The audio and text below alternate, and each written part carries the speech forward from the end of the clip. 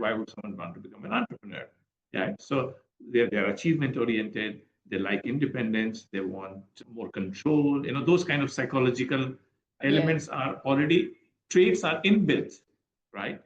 So why I went into this, that the psychological behavior itself was not enough to explain the risky and impulsive decision making.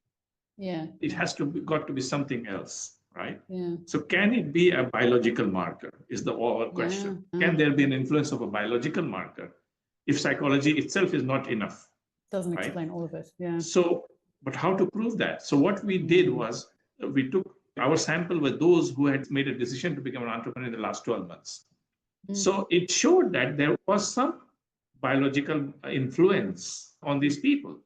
So now we have additional evidence that there is a psychological influence as well as there's a biological influence on people's behavior, especially those kind of behaviors which are not explained by economic or rational or social Yes. perspectives, right? Yes. So if I make a very logical decision, it's understood. I use my full cognitive capacity to make a logical decision.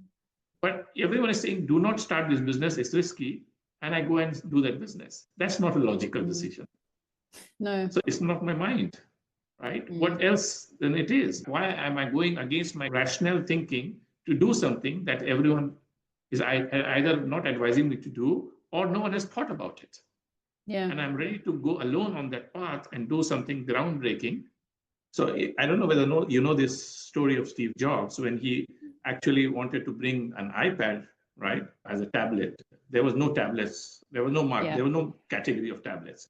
So just for the publicity's sake, he went to Dragon's Den or Shark Tank, one of those shows where he pitched, like it was just for the TV show. He pitched the idea of a tablet or an iPad to investors. And they all rejected it. They know that this is Steve Jobs. He's going to make it successful, but they couldn't digest that idea. They said, no, it's too risky, right? Yeah. But he knew what he's doing, right? Despite all negative feedback that he got, he still launched the product, right? Yeah. And the idea. It's a mystery of human behavior that is deep within us. And that is fascinating, Yeah. That's fascinating. Because a lot of our decisions, believe it or not, is not controlled by us many times. No. And we don't know what is controlling it. No, we don't. And part of what I want people to take away from this is when you're sitting making a decision and you're feeling a certain way about it, but that feeling of, I can't do this, it's too risky, I can't do this.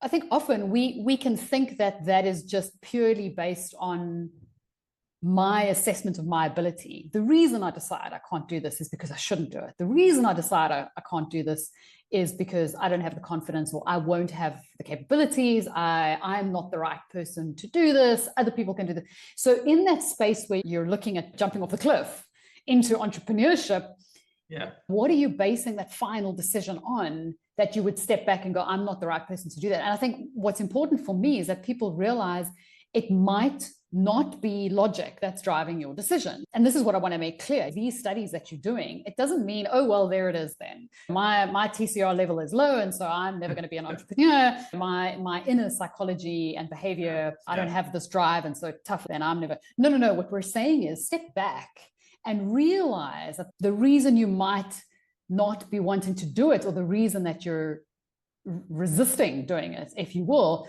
is potentially behavioral. It's a hormonal thing. And so therefore you might want to say, well, maybe I need to think about the fact that what I'm feeling is not reliable. Exactly. What I'm feeling is not reliable. And maybe I need to think about acting regardless of that, be aware that there are other influences. And I think for me, that's the most important takeaway. Exactly. I 100% agree. It's being aware of the possible biases that may creep in my decision making that might lead to errors.